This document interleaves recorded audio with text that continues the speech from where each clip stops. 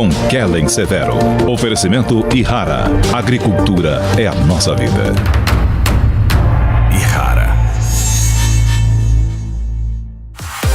Mosaic. Se é Mosaic Fertilizantes, faz toda a diferença. Olá, sejam muito bem-vindos ao Hora H do Agro, um programa onde discutimos e analisamos os temas que mais importam para o agronegócio brasileiro. Ministros de Lula destacam primeiras intenções do novo governo. Nesta edição, você vai acompanhar uma análise completa sobre como a nova rota na agricultura, meio ambiente e questão indígena impactará o agronegócio. Na economia, ministro da Fazenda, Fernando Haddad, anuncia as primeiras medidas com foco em aumentar a arrecadação para reduzir o rombo fiscal.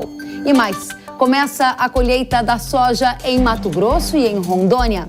A Companhia Nacional de Abastecimento prevê maior produção de soja da história. Agora, com a seca no sul, a Conab reduziu a projeção para a safra de grãos por aqui. A Agência Climática Americana afirma que o fenômeno Laninha deve acabar ainda neste verão e El Niño pode aparecer em 2023. Tudo isso e muito mais no Hora H do Agro, que já está no ar. O agronegócio quer saber como a rota que será adotada pelo PT na gestão do Ministério da Agricultura, Desenvolvimento Agrário, Ministério do Meio Ambiente e Povos Indígenas impactará nas rotinas do setor. O Hora H do Agro reuniu algumas declarações dos novos ministros. Carlos Fávaro, que foi nomeado como ministro da Agricultura, disse que tem como meta trabalhar para recuperar a imagem do agronegócio brasileiro e se comprometeu com o que chamou de produção sustentável. Ele também disse em entrevistas que deve buscar juros mais baixos para pequenos agricultores e, se possível, para os médios. Fávaro afirmou que vai atuar em conjunto com o Ministério do Meio Ambiente em temas como, por exemplo, o uso de pesticidas. Ainda faltam detalhes sobre quais serão as ações prioritárias para conquistar estes resultados. No recém-criado Ministério do Desenvolvimento Agrário e Agricultura Familiar, o ministro Paulo Teixeira disse que pretende rever o Programa Nacional de Fortalecimento da Agricultura Familiar, o PRONAF, e estuda criar um fundo garantidor para concessão de crédito rural ao pequeno produtor. Como a Companhia Nacional de Abastecimento, a Conab, ficou abaixo da estrutura desse ministério, Teixeira também afirmou que o governo não pretende interferir ou regular preços no mercado agro. No Ministério do Meio Ambiente e da Mudança Climática, Marina Silva disse durante a posse que o Brasil vai combater o desmatamento e deixar de ser o que ela chamou de pária ambiental. Ela também afirmou que o Brasil tem como meta recuperar 12 milhões de hectares de áreas degradadas e que a tarefa mais importante dela vai ser ajudar a resolver os problemas que fazem com que a União Europeia não tenha aprovado a finalização do acordo comercial com o Mercosul. Já no Ministério dos Povos Originários, Sônia Guajajara, que é a primeira ministra indígena do Brasil, afirmou ao jornal Valor Econômico que 13 áreas indígenas estão prontas para serem demarcadas. Segundo ela, os processos foram escolhidos como prioridade para os 100 dias de governo Lula. Guajajara também criticou o uso de agroquímicos por parte do agronegócio. E a gente vai analisar as primeiras declarações dos ministros de Lula e os impactos no agronegócio. Para isso, a gente recebe Wagner Parente, que é CEO da consultoria política BMJ. Seja muito bem-vindo, Wagner, ao Hora H do Agro. Olá, tudo bem? É um prazer estar aqui de novo. Da mesma forma, é muito bom recebê-lo. Wagner, vamos direto ao ponto.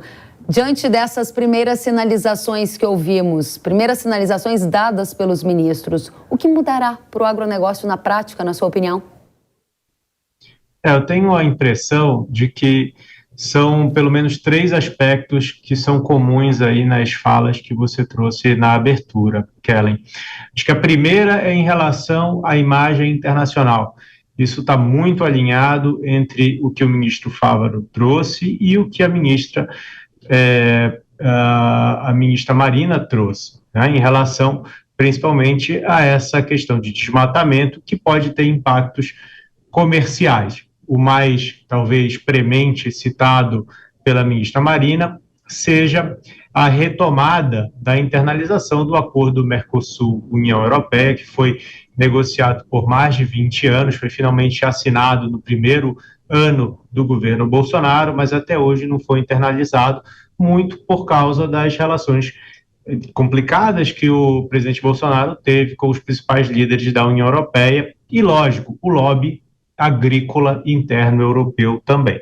Então, talvez a gente consiga avançar alguma coisa nessa agenda internacional, não só com a União Europeia, mas com outros acordos que talvez possam ser de interesse para o agro. Essa é a parte boa, talvez a principal parte que a gente possa se atentar seja a abertura de novas negociações com mercados que interessam para o agro, por exemplo, a negociação de um acordo com a Coreia do Sul, que interessa também, tem preços bastante premiums para alguns produtos brasileiros, como o suco de laranja e por aí vai.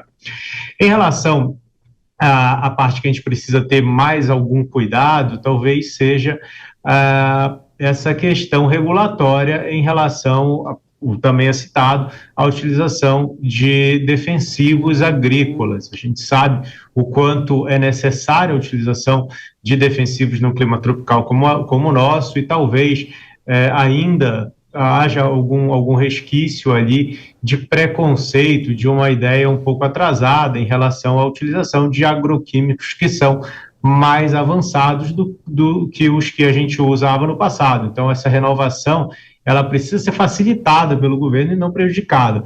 Talvez, sentando na cadeira, ali o novo governo entenda isso, e lógico, ter alguém que conhece o agro, como o Carlos Fávaro, facilita nesse diálogo. O terceiro ponto talvez seja mais de estrutura e ligado também ao financiamento do agronegócio. Isso foi trazido também pelo ministro Teixeira, né, quando falou do crédito rural para o pequeno produtor, PRONAF. Isso não é uma má notícia, evidentemente que essa agricultura familiar não se sustenta sem crédito, mas, por outro lado, os outros produtores também não vão conseguir viver sem o rural, enfim, toda essa estrutura de financiamento que foi montada ao longo dos anos. Isso é muito importante que seja preservado, ainda que num cenário talvez conturbado também do ponto de vista fiscal. Então, eu acho que esses três aspectos foram trazidos no início do governo agora, e a gente tem que observar com bastante cautela como é que os três vão caminhar em situações mais específicas. Por exemplo, o ministro Carlos Fávaro também, na sua posse, trouxe a importância da Embrapa. No passado, a gente viu que a Embrapa foi utilizada como uma forma até de aproximação diplomática. A Embrapa foi muito utilizada em acordos de cooperação na África, por exemplo, com Angola, com Moçambique, com outros países que o Brasil tinha interesse de aumentar sua influência diplomática, né? Num contexto muito específico lá no primeiro mandato do Lula, que era o assento no Conselho de Segurança, mas talvez isso possa voltar a ser utilizado, inclusive com a Venezuela. No passado tinha um acordo de cooperação com a Embrapa. Então, a ver se esse pragmatismo, né, a gente espera que seja usado com bastante pragmatismo ali, toda a nossa expertise dentro da Embrapa. Outra coisa é a própria estrutura do Ministério, né? Essa ida da Conab para dentro do Ministério, né, controlado ali pelo Teixeira, é uma clara influência da Gleisi Hoffmann nesse processo. O presidente da Conab ficou o Edgar Preto, que mostra uma influência muito grande do Partido dos Trabalhadores, da Gleisi Hoffmann, mais propriamente, na definição desses nomes. A gente tinha no passado uma perspectiva até que o ex-deputado Nery Geller pudesse assumir a Conab, né, numa gestão compartilhada ali do Carlos Fávaro com o Teixeira. Não foi isso que aconteceu, a gente viu que foi um nome mais ligado à Gleisi Hoffmann. Então, por aí a gente tem alguns indicativos do que a gente vai ter de problema e o que talvez a gente tenha de oportunidade nesse governo, Karen. Muito bem. Para a gente só fechar a sua análise sobre essas apresentações de discursos ou até algumas medidas a gente vai avançar, você passou por Ministério da Agricultura, Ministério do Desenvolvimento Agrário, Ministério do Meio Ambiente. Eu gostaria de um comentário seu sobre sobre Sônia Guajajara, que está comandando o Ministério dos Povos Indígenas e que já declarou que pretende, em 100 dias, já fazer ali a colocação, expansão, né, de 13 áreas de demarcação de terras indígenas no país. Essa é uma questão que também importa muito, certo, Wagner? Certo. A definição de área indígena, ela coloca uma série de restrições à produção. Isso precisa ser avaliado com bastante cautela.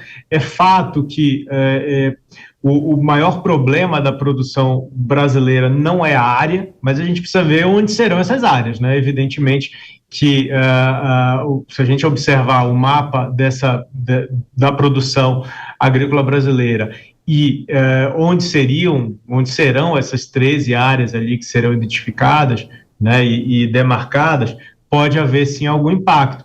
A ver o quanto isso vai avançar sobre a produção de soja, qual o impacto disso na produção agrícola brasileira. Por enquanto a gente não tem essa informação, mas sem dúvida é algo para a gente manter bastante no radar. Outro fato que ela trouxe também foi a utilização de agroquímicos. Eu até citei mais cedo, agora na minha fala, talvez ainda haja alguma confusão, né, no que é a utilização de agroquímicos que são mais avançados, né? Às vezes a gente escuta o debate público colocando como positivo a criação de barreiras sobre defensivos que são mais avançados. Deveria ser exatamente o oposto, né? À medida que a ciência avança, você vai criando defensivos que são menos nocivos para o meio ambiente e menos nocivos para o ser humano. Então, a gente deveria ter uma visão, na minha opinião, um pouco diferente disso.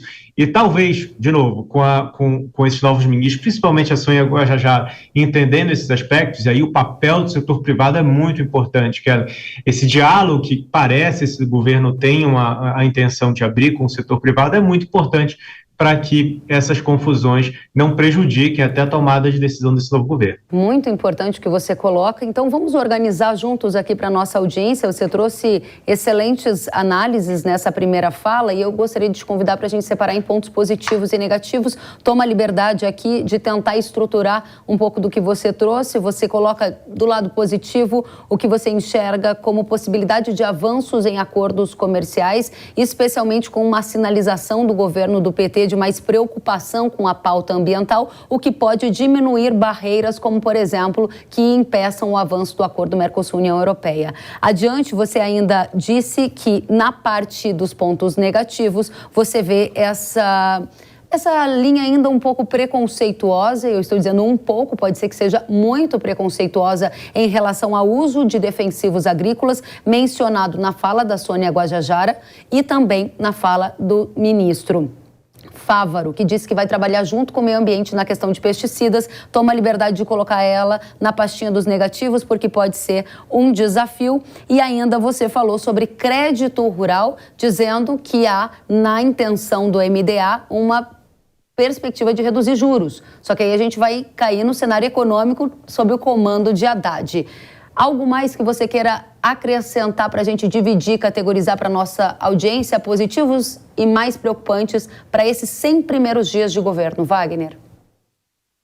Eu acredito que a gestão da Conab é algo para a gente observar com cautela também. Na minha opinião, seria melhor ter mantido isso no Ministério de Agricultura, né? Sobre a gestão lá do Carlos Fávaro, mas tudo bem, a sinalização de que não haverá, por exemplo, regulação de preço, alguma coisa mais diretamente nos mercados, é bastante salutar, né? E assim, eu acho que de saída a gente precisa observar com bastante cautela também essa questão regulatória.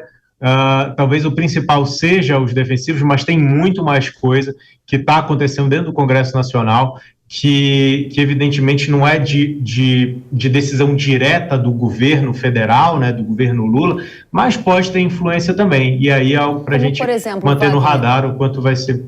O autocontrole é alguma coisa que a gente já viu acontecer, a demarcação das terras indígenas que está no Supremo também não é algo que está diretamente impactado pelo governo Lula, mas tem influência.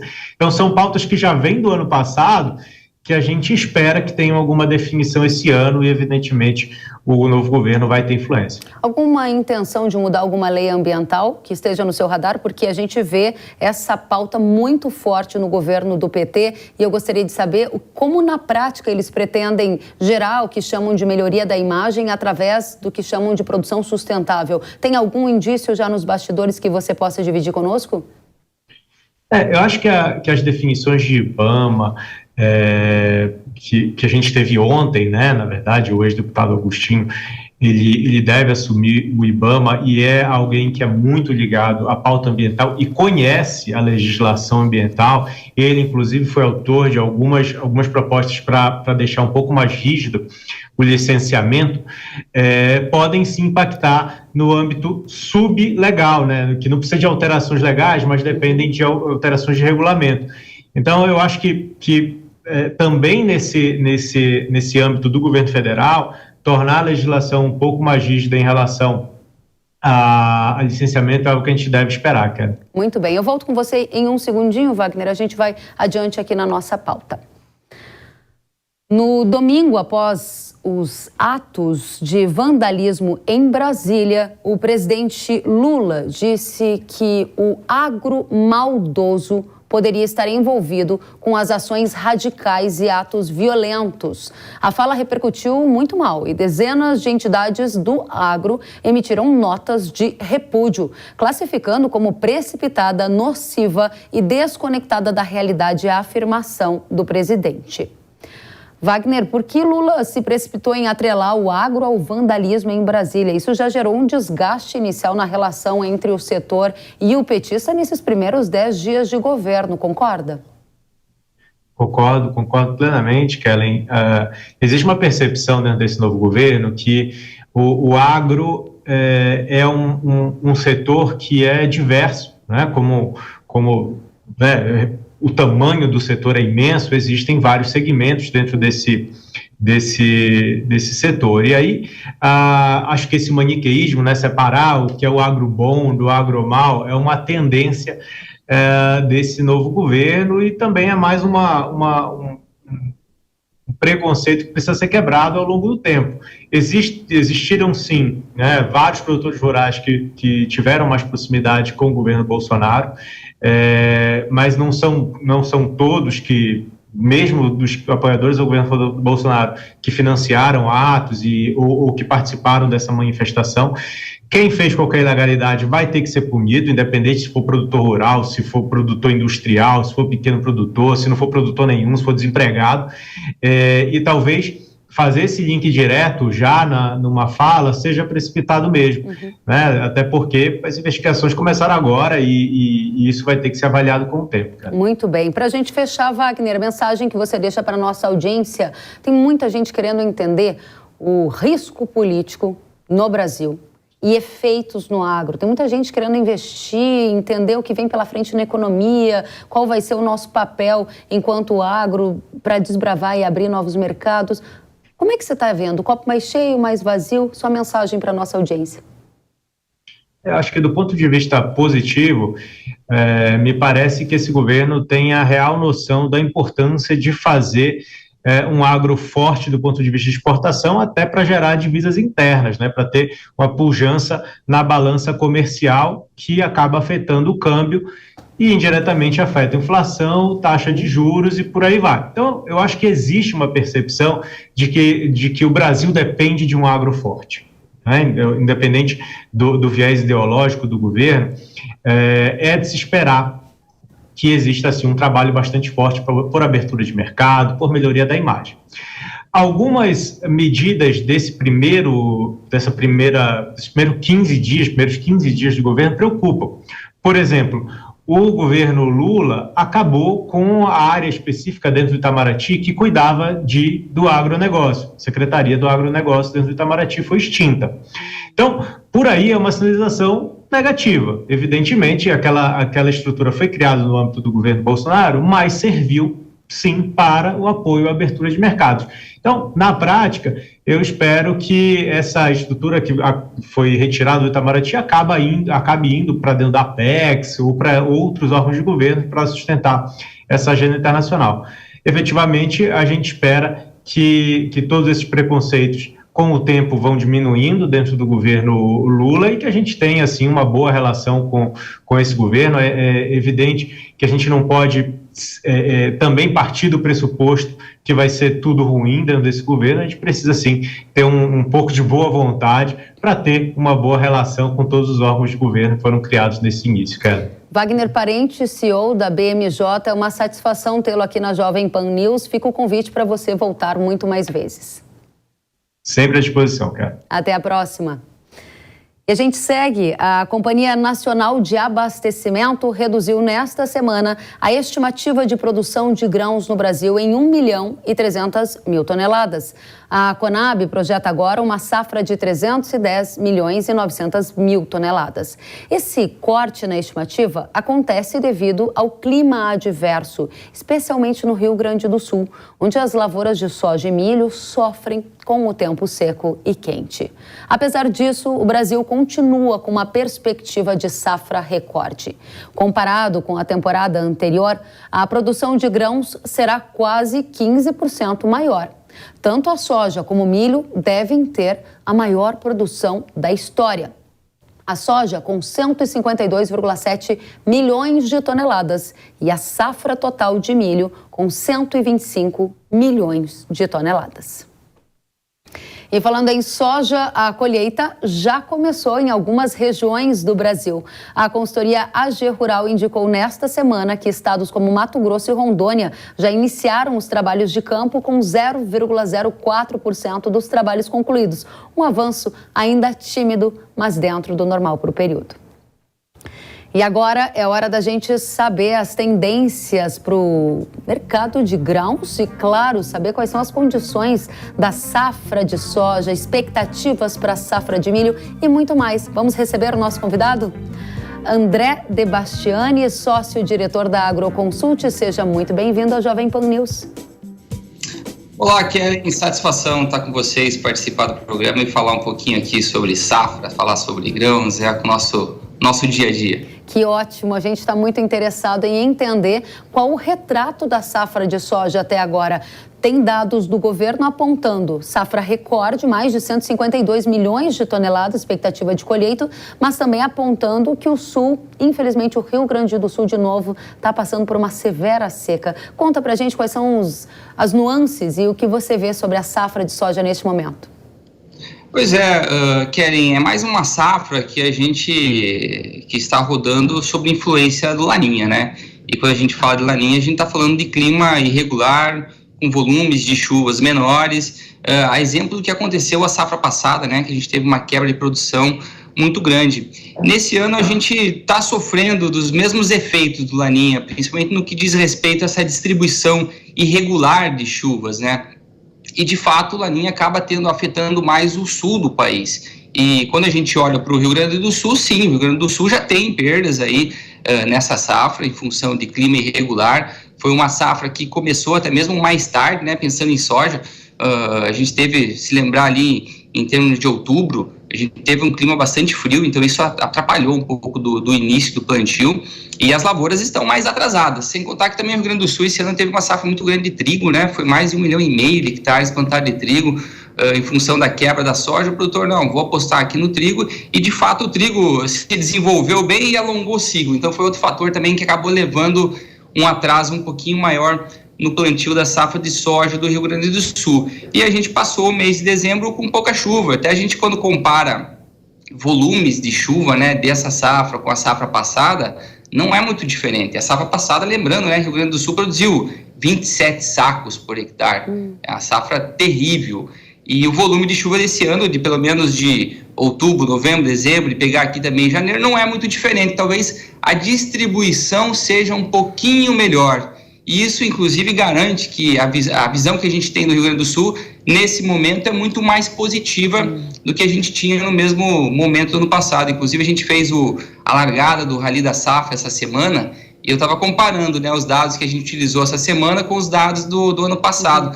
Ano passado, nessa mesma época, a gente já estava reduzindo aí a produção brasileira em 10 milhões de toneladas, em função de uma redução de produtividade aí que já acumulava aí quase 5 sacos por hectare, só de dezembro para janeiro.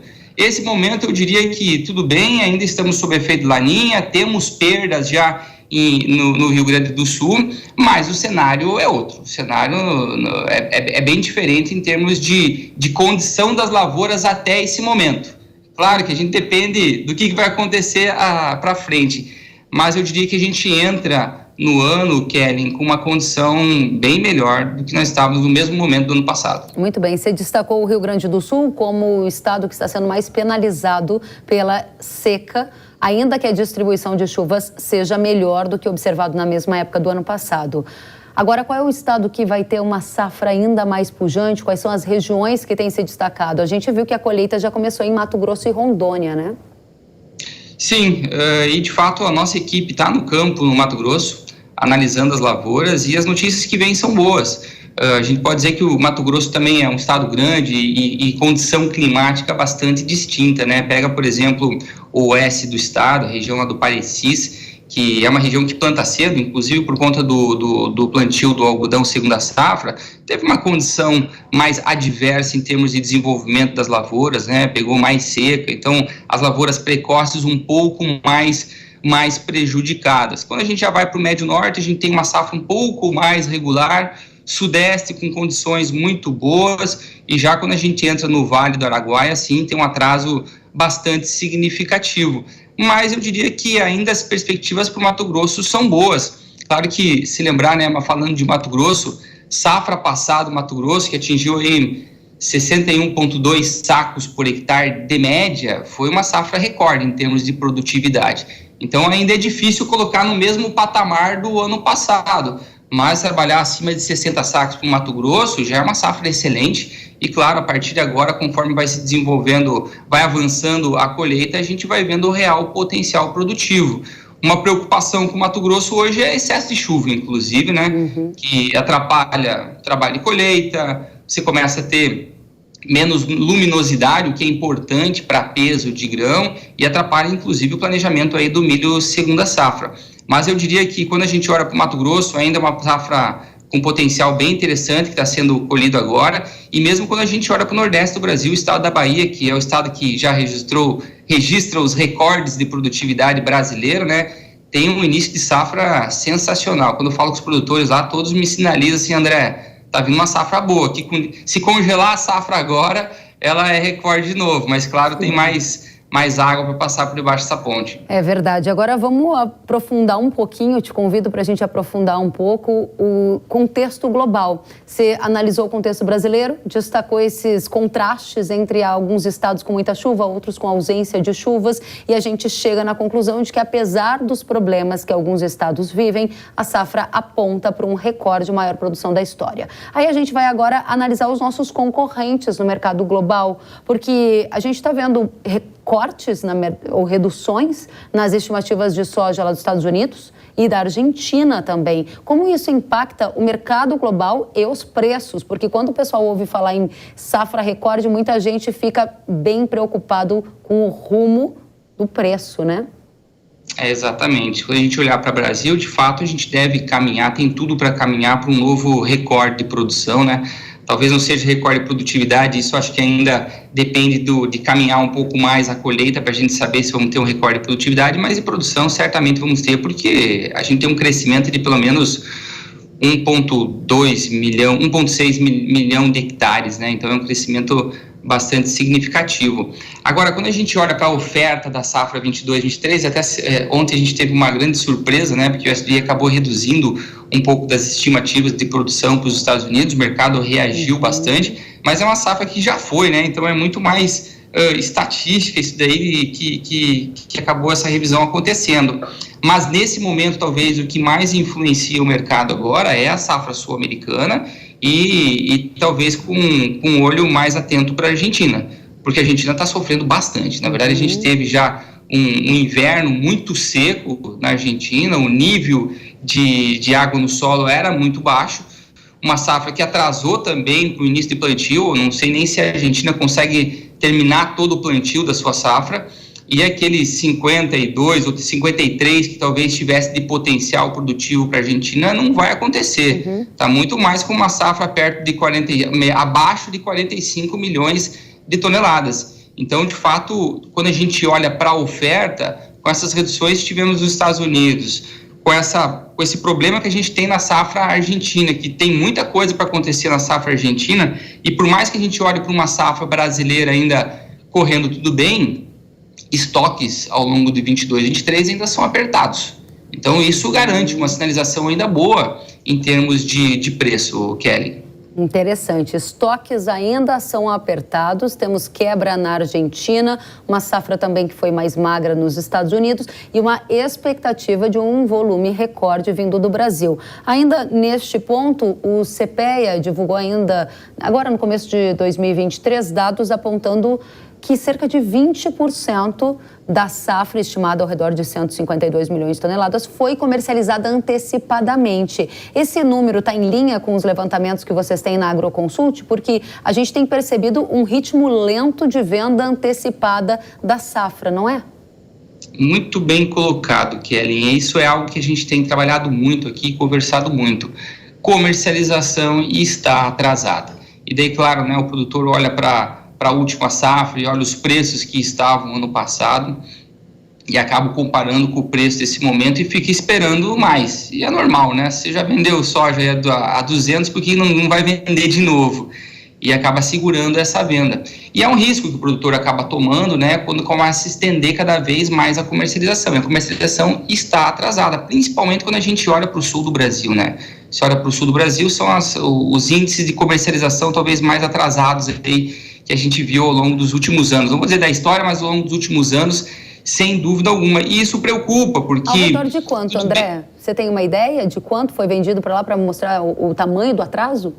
Se a gente pegar, por exemplo, a gente tem os dados mais regionalizados, né? Pega, por exemplo, o estado do Paraná. Hoje está com algo em torno de 11% comercializado, quando na mesma época, ano passado, já estaria com algo em torno de 30% a 40% comercializado. Mesmo o estado do Mato Grosso, que tem uma cultura muito forte, né, de antecipação, de comercialização, está com algo em torno de 40% contra 50% mais ou menos no ano passado, que foi uma comercialização mais atrasada, mas que nessa mesma época já teve anos que chegou aí a 70%, 80%. Então, o risco, de fato, é de a gente ter fatos novos acontecendo. E a exemplo do que aconteceu ao longo do último ano, né, que cada pouco tinha um fator novo influenciando o mercado, como foi a guerra que estourou de uma hora para outra, a gente vê um risco você ficar segurando muito tempo essa comercialização. Sem contar que quando a gente começa a olhar também a questão de relação de troca, né, daí o produtor do sul que acaba vendendo o físico para comprar o fertilizante da próxima, você começa a ter relações de troca aí muito mais favoráveis, né? Perfeito. No fertilizante, para você já garantir também o teu insumo da próxima safra. Um ponto para a gente fechar essa discussão de mercado e avançar para clima, você chama a atenção de que a comercialização na média Brasil está mais lenta, citou alguns exemplos como Paraná e Mato Grosso, que são estados super importantes na produção de soja, e ainda disse que a gente pode ter uma entrada de uma safra farta no Brasil, mesmo que os estoques globais ainda estejam ajustados. O que me faz pensar que a gente premiou essa safra com um dos custos mais altos da história, só que a comercialização está atrasada. E a gente tem visto uma alta volatilidade no câmbio e também uma boa safra se desenvolvendo no Brasil. Pergunta objetiva, a conta fecha na relação custo e perspectiva de renda na temporada 22-23? Sem dúvida, 22-23 é uma safra de rentabilidade muito mais apertada. Então, claro, depende da situação de cada produtor, né? Há produtores que estão com áreas arrendadas e um volume de áreas arrendadas grande e já tem contratos aí beirando aí os 18, 20 sacos por hectare, fica muito mais difícil de fechar a conta e você tem que produzir acima de 65 sacos para fechar mesmo. Então, de fato, 22, 23 é um ano de margens muito mais apertadas, não tenha dúvida. E nessa conta, Kelly, é possível sim que alguns produtores não consigam fechar a conta final. A gente vê ainda como um cenário que, produzindo, né, que acho que é o mais importante para o produtor, você consegue passar o ano, consegue consegue trabalhar o seu caixa e já se preparar para uma próxima safra, que daí sim começa a sinalizar uma redução já do custo de produção, principalmente em função da queda que a gente tem visto dos fertilizantes. Mas sendo bem objetivo, sim, tem produtor que não fecha a conta, não. Nossa. E talvez seja essa uma das razões que ele acaba esperando ainda mais para fazer a sua comercialização. Muito bem. André, eu volto com você em um instantinho. A NOAA, Agência Climática dos Estados Unidos, disse nesta semana que o Laninha deve passar por uma transição para neutralidade climática. Isso pode acontecer ainda no verão, aqui no hemisfério sul. O El Niño pode aparecer em 2023. Clima importa demais e a gente vai abordar esse tema agora. O que você está vendo aí sobre as previsões climáticas? Qual é o potencial de impacto na safra brasileira? A gente está saindo de um Laninha, de acordo com a NOAA, entrando numa neutralidade e com o El Niño aparecendo já em 2023. O que a gente pode esperar? Pois é, a vida do produtor não é fácil, né, Kellen? Eu costumo dizer que a nossa safra está garantida só a partir do momento que o nosso produto está no armazém. Enquanto não está no armazém, não está nada garantido, porque às vezes está com uma safra linda, mas se começa a ter chuva aí na colheita, você acaba tendo prejuízo. Então, de fato, a preocupação ainda é grande, né? Porque se pega, por exemplo, o estado do Mato Grosso, que nossa equipe está rodando, está chovendo bastante, então isso tem atrapalhado bastante a evolução da colheita e, por consequência, também a evolução do plantio do milho segunda safra. A gente tem, inclusive, uma perspectiva de crescimento de área de milho, mas você precisa estar com o clima ajustado para que isso aconteça. Então, também não é, e por outro lado, também não é novidade, né, Kellen? A gente já vive esses cenários aí de mudanças climáticas há um bom tempo, então o produtor, de uma certa forma, está acostumado a vivenciar essas dificuldades em função de clima, e eu diria que também está muito mais preparado, né? Quando a gente olha até mesmo a capacidade hoje operacional que a gente tem no campo, ela é muito maior. Então, por mais que você tenha períodos, vamos dizer agora, citar o exemplo da colheita de tempo mais fechado, quando abre o tempo também tem uma capacidade de colheita e plantio muito maior. Então o produtor acaba já se acostumando com esse cenário e está se preparando cada vez mais. Mas sim, a gente fica atento, esperando que a gente consiga agora, nesse momento, colher e plantar a safra de milho, que é o importante agora, né? E daí esperar para ver como que vai ser o clima para essa próxima temporada. Muito bem, você falou de milho, vamos adiante então. Como é que você está projetando a safra de milho? Temos problema na safra verão e temos uma expectativa de uma grande safra na safra de inverno, a segunda, né? Conta pra gente qual é o cenário que vocês estão vendo.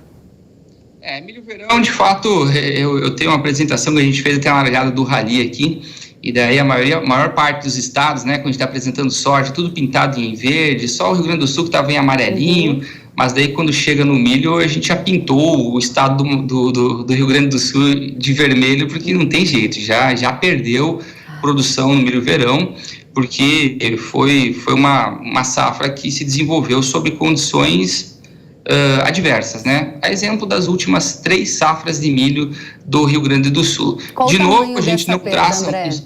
Desculpe, sobre o milho, qual o tamanho da perda no Rio Grande do Sul?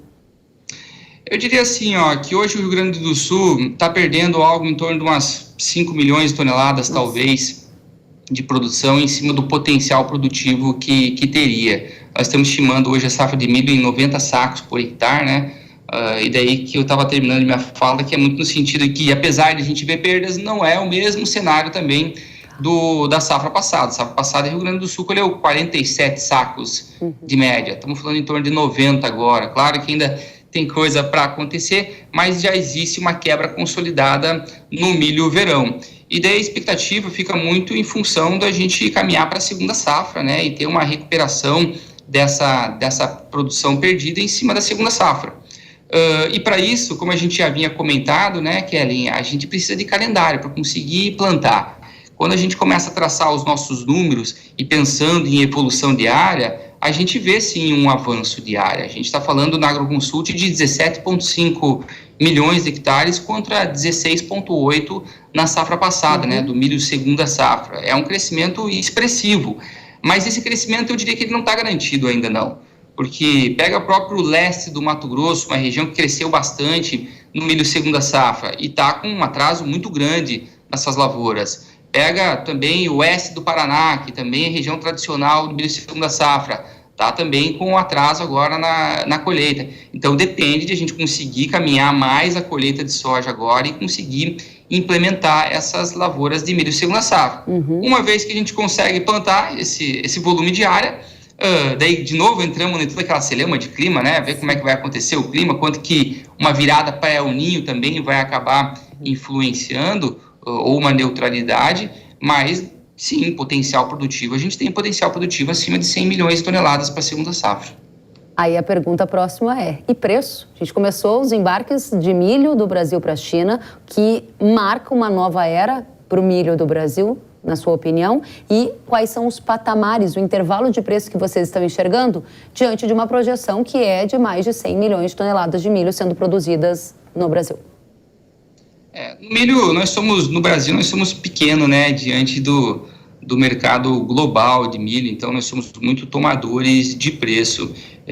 Eu diria que o cenário que a gente tem para o milho, eu acho que ele é um cenário ainda positivo, porque da mesma forma a Argentina também acaba perdendo em termos de produção de milho, né, e isso para nós ele é um concorrente direto. E uma vez que você tem mais mercado se abrindo, você acaba também abrindo um pouco mais de espaço para o Brasil. Agora, se a gente olhar também, né, para uma safra de 130 milhões de toneladas, a gente acaba tendo um desafio grande também de conseguir dar vazão a todo esse volume, né? Tem um crescimento em termos de demanda interna, que é um crescimento expressivo, que vem tanto do mercado de proteína animais, mas também do mercado de etanol, mas ele não é suficiente para consumir todo esse milho produzido no Brasil. A gente precisa exportar.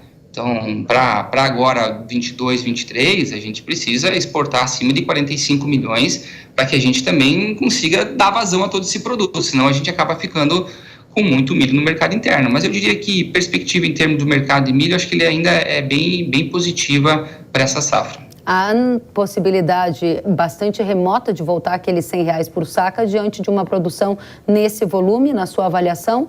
Ou vai depender do apetite do mercado externo, porque se a gente exportar ao redor de 45 ou mais do que isso, a gente pode voltar a buscar esses 3 dígitos, que é o interesse de muita gente que produz, não que compra. Eu diria que os patamares atuais de preço de milho, eles são bem remuneradores. Então, eu temo um pouco de a gente ficar fazendo projeção aqui de R$100 por saca e, inclusive, influenciar uma não comercialização, que é ruim. Eu acho que a gente tem que aproveitar os bons momentos de rentabilidade para trazer caixa, né? Para colocar o dinheiro no bolso. Tá certo. Porque, inclusive, o milho segunda safra, a gente já conseguiu fazer ele com uma redução já do custo do fertilizante. Então, eu diria que não precisa esperar os 100, não, Kellen. Muito bem. André De Bastiani, sócio-diretor da Agroconsult, uma satisfação te receber aqui na Jovem Pan News. Volte sempre. Obrigado, satisfação nossa aqui poder participar e contribuir. Muito obrigada, até a próxima. E a seguir você vai ver que o ministro da Fazenda, Fernando Haddad, anunciou as primeiras medidas com foco em aumentar a arrecadação do governo para tentar reduzir o rombo fiscal. A gente vai analisar os impactos no agronegócio que essas mudanças simbolizam. Voltamos já já.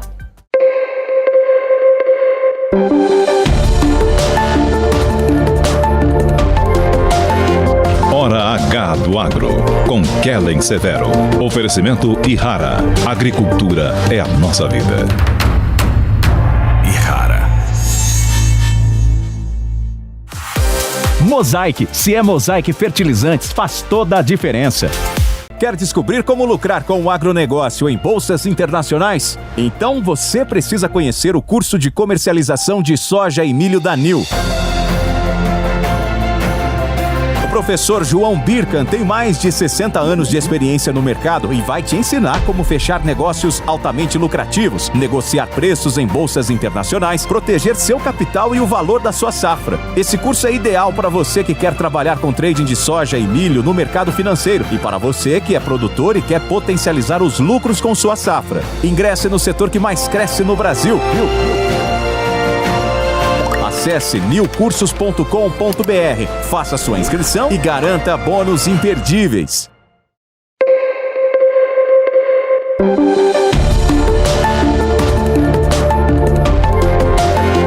Hora H do Agro, com Kellen Severo. Oferecimento Ihara. Agricultura é a nossa vida. Ihara.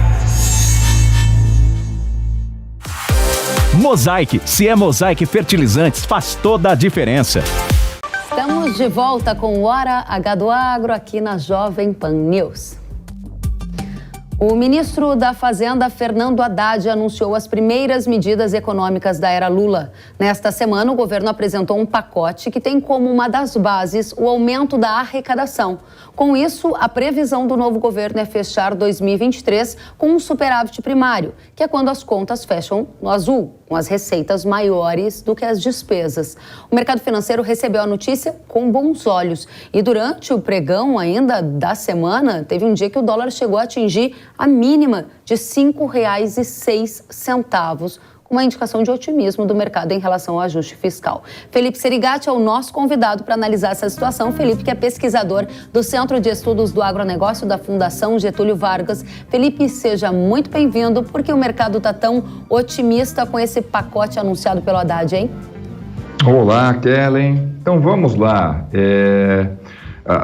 Se a gente for comparar, com os anúncios da equipe econômica, e não só da equipe econômica, mas principalmente do restante do governo Lula, desde que foi eleito, de fato, o anúncio realizado pela equipe do Ministério da Fazenda, Planejamento, foi uma notícia de alento, Mas ainda assim tem muitos problemas. Vamos lá, logo primeiro, que é o panorama geral. A nossa crise fiscal, qual que é a raiz dela? É a expansão dos gastos, principalmente dos gastos obrigatórios. Veja que a medida anunciada ontem vai justamente na direção oposta. Não ataca o problema dos gastos, ataca o problema o quê? Via receitas. Nós já tentamos essa estratégia de conseguir equilíbrio fiscal por meio de expansão das receitas. E o que a gente consegue? Aumenta a receita, aumenta gasto, o gasto continua crescendo, precisamos de uma nova expansão de receita. Ou seja, a gente está indo na direção que nós já tentamos e que infelizmente não deu certo. Isso significa, em português bem claro para a nossa audiência, que o governo do PT quer melhorar as contas públicas arrecadando mais, o que significa que a população vai pagar mais impostos? E se sim, quero saber como isso afeta o agro.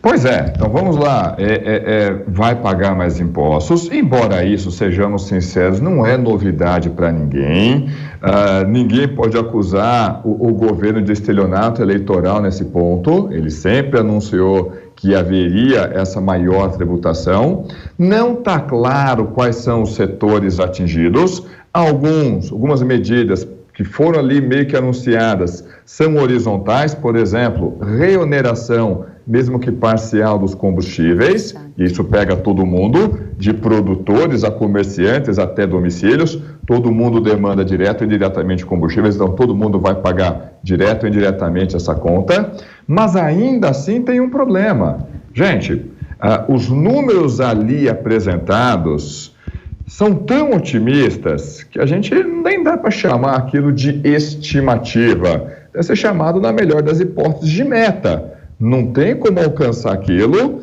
e, mais do que isso, até mesmo no próprio anúncio, o ministro Haddad fez essa ressalva, embora não tenha deixado claro, e olha que foi uma entrevista longa, não apenas com ele, mas com diversos membros da equipe, como que aqueles números foram obtidos. Pois é, então você está chamando de meta porque pode não ser factível chegar àquele resultado de meta de redução do rombo das contas públicas. E aí a minha questão vai na seguinte direção, Felipe. O governo de Lula, ele aumentou o número de ministérios, acabou com o teto de gastos e também dá sinais de inchaço na máquina pública. Como isso vai impactar a economia a partir de agora? Projeção que você faz para PIB, para juro e para dólar, principalmente juro e dólar, que impactam diretamente o nosso setor agropecuário.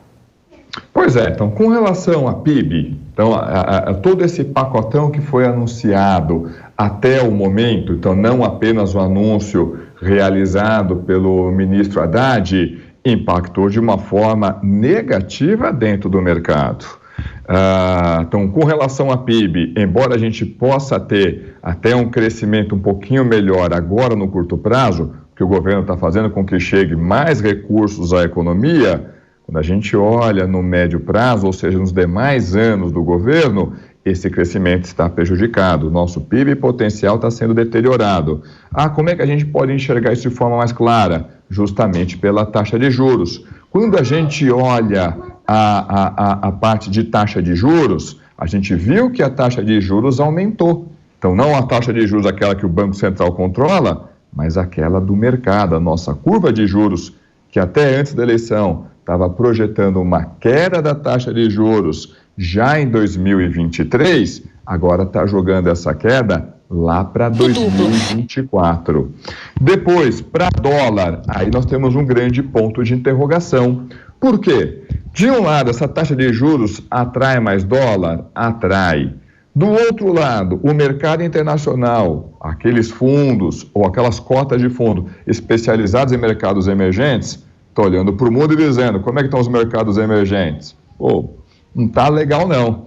A gente tem aqui a Índia, talvez tenhamos alguma coisa aqui no México e não tem mais para onde correr. Brasil, você tem problemas, mas até que dentro desse mercado você é um dos mais bonitinhos. Então não dá para saber exatamente para onde que vai esse dólar. Ele pode aumentar fortemente? Ele pode. Deterioração do risco país. Primeira semana de janeiro, a gente ouviu falar de anti-reforma da Previdência. A gente ouviu falar de rever a reforma trabalhista. Porém, dado a situação da taxa de juros e dado o cenário externo comparado com os outros emergentes, esse dólar também pode operar em níveis mais baixos, como a gente viu, inclusive, ao longo dessa semana. Muito bem. A última questão sobre agro. A gente viu a Conab projetando uma safra recorde de grãos agora em 2023. Safra farta é uma boa notícia, mas significa que o agro vai ter um ano fácil? Gostaria de ouvir de você, se puder brevemente, as principais variáveis econômicas que são boas para o agro em 2023. Então vamos lá, né? Com exceção, certamente, os nossos amigos lá no Rio Grande do Sul, São Pedro está sendo mais generoso nesse início de ciclo do que foi nos dois anteriores. Então as condições climáticas, apesar da laninha, estão vindo bastante razoáveis, ou seja, temos uma boa chance de termos uma safra cheia. Porém, quando a gente vai pensar na preparação do próximo ciclo, eu sei que já tem produtores, tem cooperativas que já estão fazendo essa preparação, mas ainda não é o grosso. O pessoal vai encontrar provavelmente custos de financiamento mais elevados, dado que a taxa de juros, a Selic, está operando em patamares mais altos. Quando a gente olha lá para fora, a gente tem boas notícias. Por exemplo, mercado de fertilizantes. Embora os preços ainda estejam acima do nível que estava lá em 2020, já não é mais aqueles patamares insanos que estavam no primeiro semestre de 2022. Mas ainda assim, acho que vale uma ressalva aqui, principalmente para o agro brasileiro, que a gente depende bastante dos fertilizantes que a gente adquire da Rússia. A Rússia, no seu esforço de guerra, está sinalizando: indústria de fertilizantes, eu vou ter que sobretaxar os seus produtos. Quanto disso vai chegar nos nossos produtores, não está claro, mas naturalmente vale a pena todo o setor permanecer com o radarzinho ligado. Felipe Serigatti, muito bom ter você aqui na Jovem Pan, no Hora H do Agro, pesquisador do Centro de Estudos do Agronegócio da Fundação Getúlio Vargas. Felipe, volte sempre. Muito obrigado, Kellen. Grande abraço a todos. A você também. Até a próxima. Pode acreditar, é o fim da linha para os percevejos. Você já está sabendo da arma poderosíssima que o produtor de soja e milho tem em mãos? Terminus é o novo inseticida do mercado que chegou com um poder supremo contra pragas que ameaçam a produtividade. A sua exclusiva formulação OD aumenta o calibre de proteção com maior aderência nas folhas e coloca a sua lavoura no mais alto nível de controle das pragas. Terminus garante supremo efeito de choque e período de controle, suprema energia dos ingredientes ativos e aderência e eficácia supremas. Acesse irrara.com.br ou o QR Code que está aparecendo na sua tela e agarre a proteção suprema para sua lavoura. Terminus é o fim da linha para os percevejos.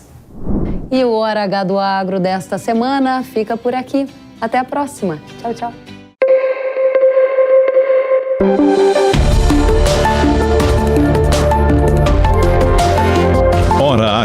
do Agro, com Kellen Severo. Oferecimento Ihara. Agricultura é a nossa vida. Ihara. Mosaic. Se é Mosaic Fertilizantes, faz toda a diferença.